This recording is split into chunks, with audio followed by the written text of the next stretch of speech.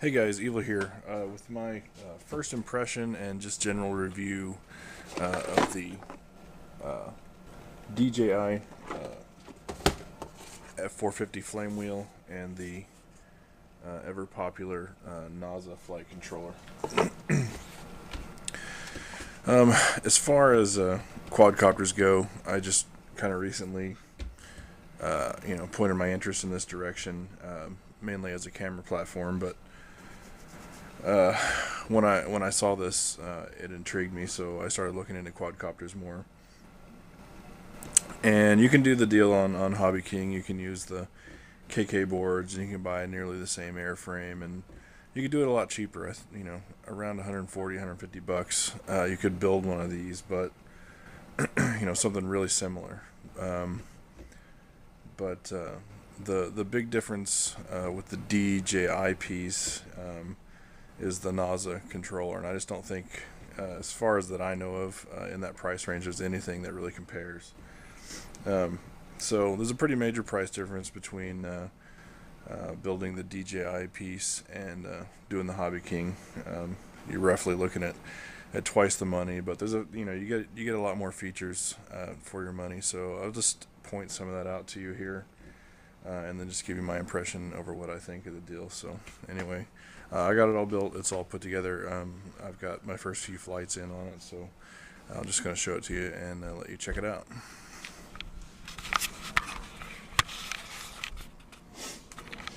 So here's the F450.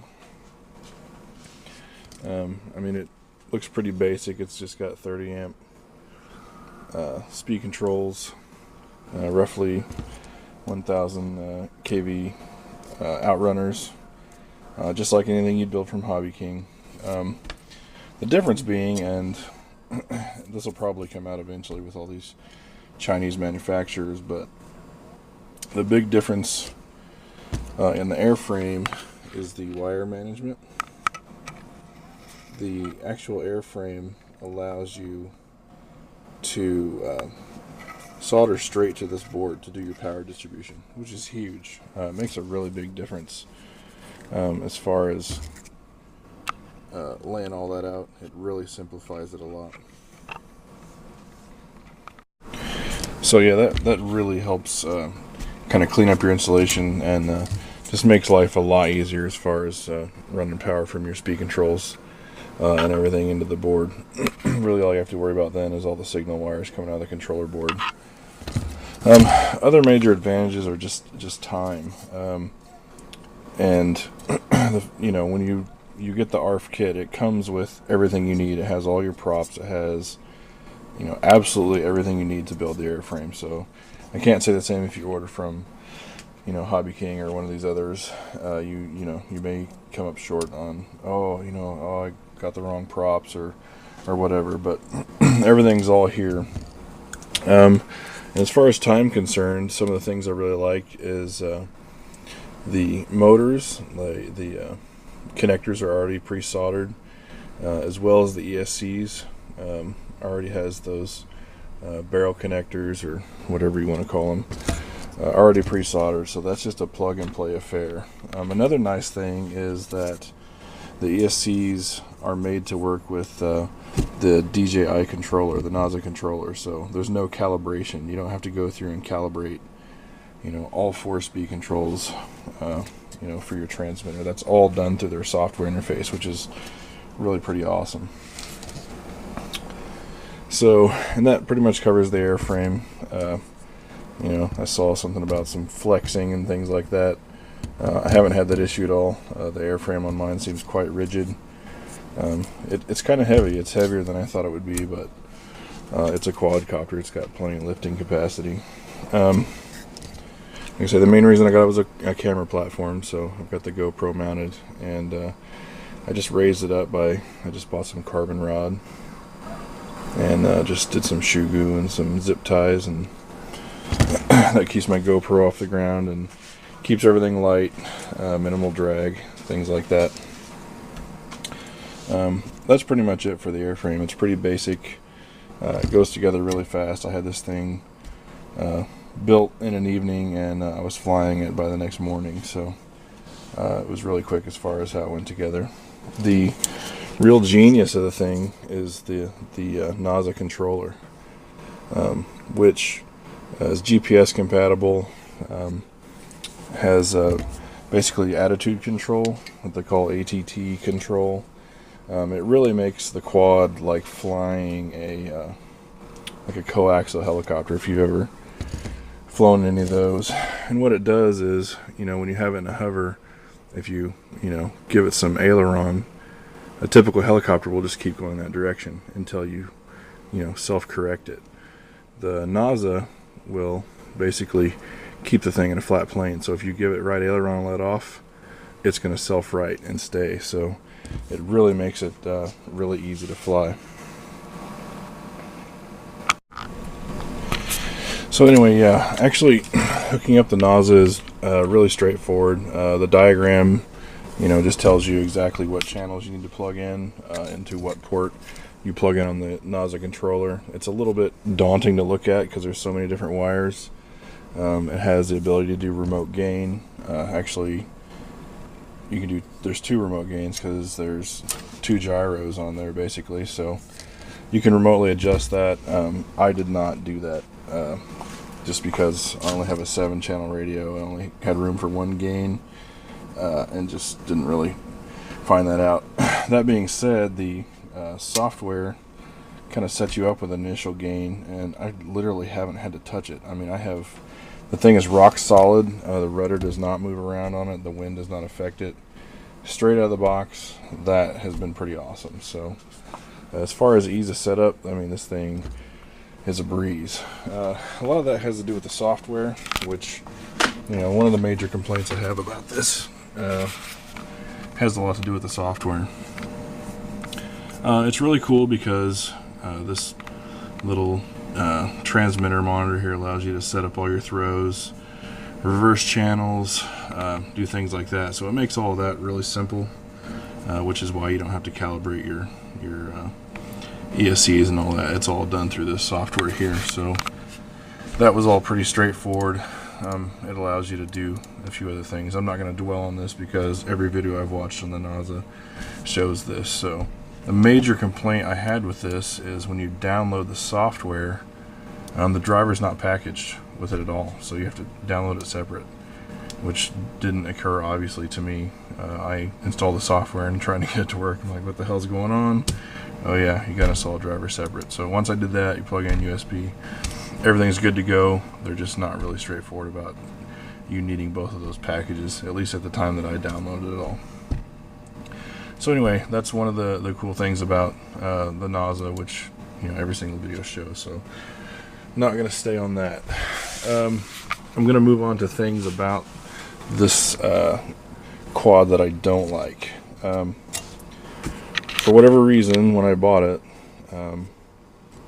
it comes with a set of 8-inch blades and 10-inch blades. The 8-inch are just for general flying, and the 10-inch, like I have here, are what they call payload blades. If you're going to be hauling cameras or FPS gear, anything heavy, you want to use a bigger blade for more lifting capacity. So the 10-inch blades they sent me didn't have the correct blades. You have to have 2 clockwise, 2 counterclockwise blades because the motors spin in different directions. So didn't have to do that. I had to order those. I contacted the manufacturer, and they basically just blew me off and said, contact your dealer. Well, I bought at Hobbytown. They don't stock parts for this thing, so, and it's not their fault that they didn't pack the right blades. So I ended up having to buy a set. So that's a mark against them as far as I'm concerned. I don't like that they weren't very attentive in their customer service. So, but otherwise, it's a really solid product. Went together really well. All this stuff seems pretty high quality. No issues or anything like that. And flying is really awesome. I mean, straight out of the box. I didn't have to adjust gains. The only thing you have to do, it sets up on a 4-channel standard airplane radio. There's no helicopter setup. So really straightforward. You just get the proper directions or servo reversal going on, and that's really all I have to do. I didn't have to touch anything as far as gains. The only thing I'm going to adjust is pyro rate, or probably dual rate on the rudder. It just doesn't rotate quite as fast as I would like, so that's really the only adjustment I'm going to make. And that's pretty much it. Just wanted to give a quick 2 cents on what I thought about it, since I've been flying it for a little bit now, and there's just not really a lot of that out there. So anyway, that's it. Thanks for watching. Catch you on the next one. Alright, so let's go for a quick test flight here.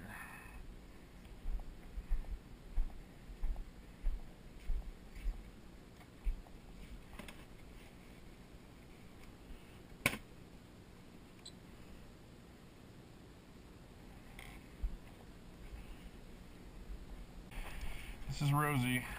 Hi, Rosie. Say hi to YouTube. She's my 5-month-old white German Shepherd. Alright, so we're all fired up here. I'm going to do one of these to start the blades.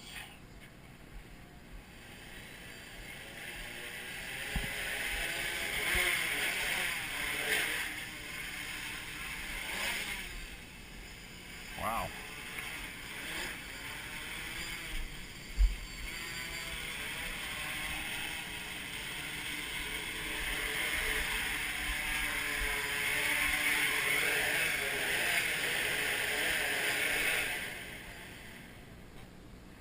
And for some reason my rudder is reversed.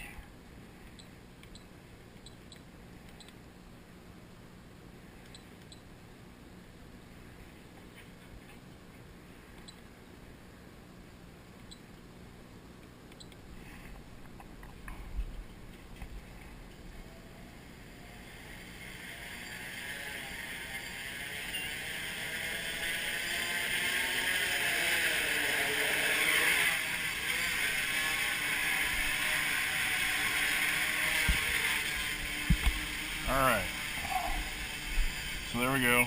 This is in attitude control mode, which is designated by that double yellow blink that you're seeing on the control module there. When it's in altitude control, you get a single blink. It's supposed to activate it exactly mid-stick, which should be right there. And basically it has a barometer in it that kind of judges altitude. So if you go over something, it should, or not. Anyway, it generally holds pretty good in the hover.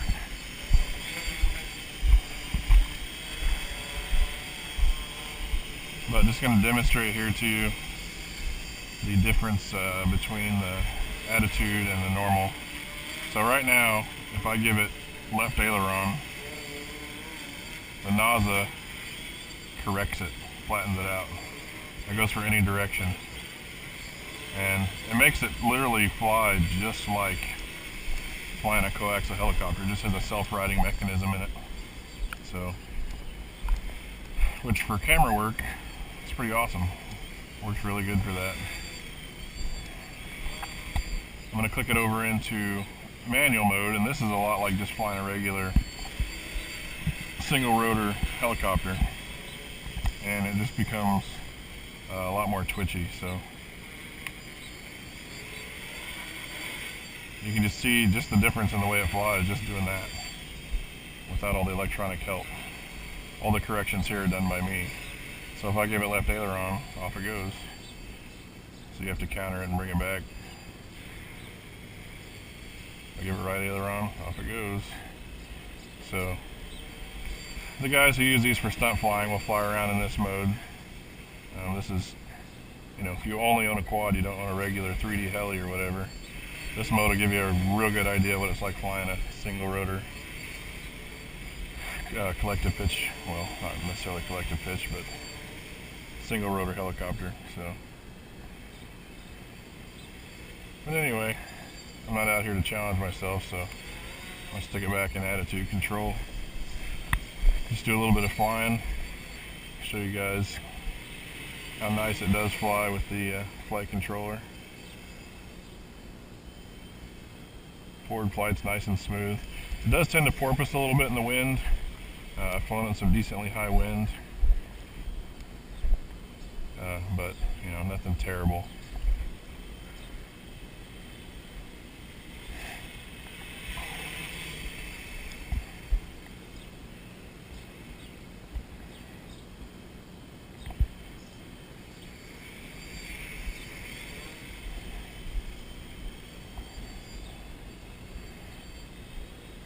Just torment the dog a little.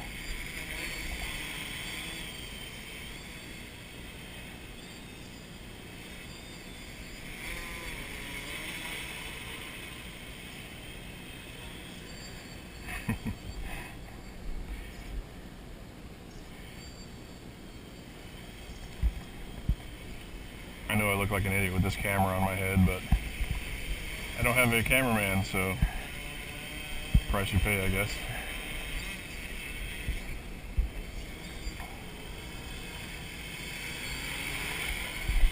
Let's get a little altitude.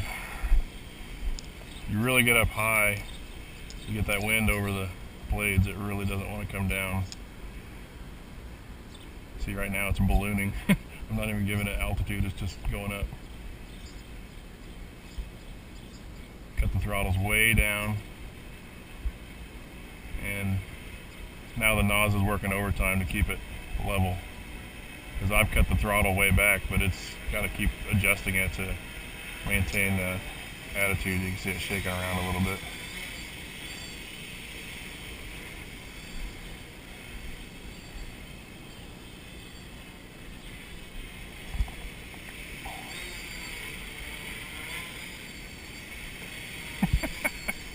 Rosie doesn't know what to think of it. She's gonna go hide in the hole.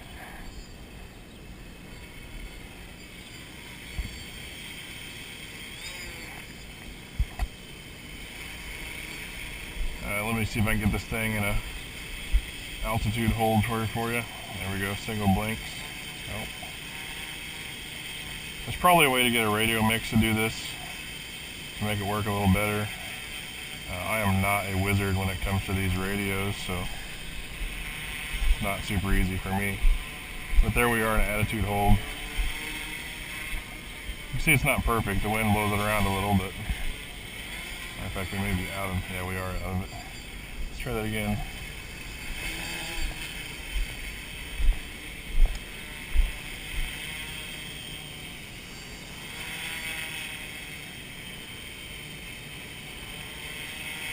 Not something I plan to use a lot, but it's kind of cool that it has it. There we go, in the single blinks. So that's the attitude hold.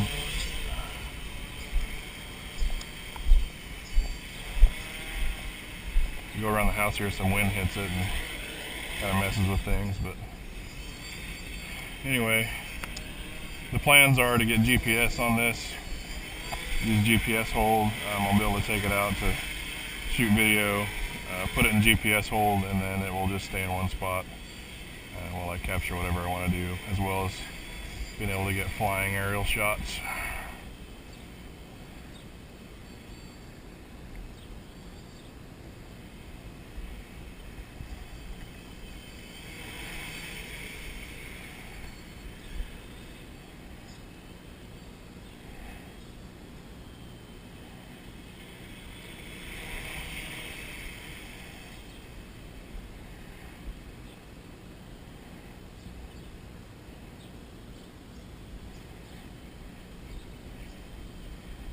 Look out, Rosie, here it comes.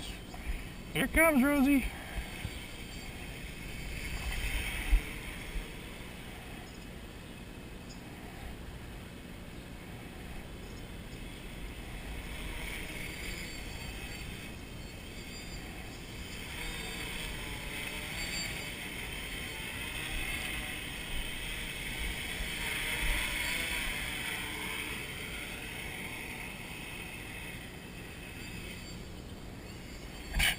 Want to get into those blades. Anyway, that's pretty much all I wanted to show you with it. flies really well. I mean, you pay a little bit more for the kit than if you built one manually, but for the ease of setup, for me, I just didn't have the time to go through with the learning curve of using the aftermarket software to program the board and all that stuff. This just really made it easy for me, so it's going to allow me to get what I want, and as far as video shots, and that's really all I was after. So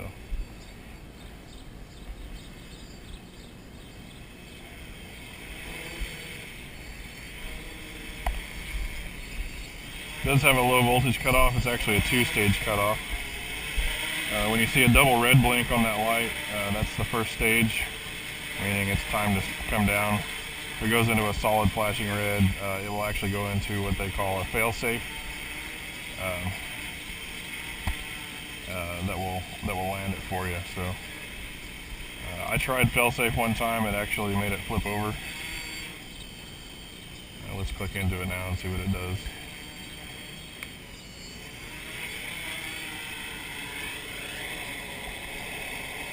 There you go, fail-safe landing. That's completely sticks off, and the blade should kick off here in a few seconds.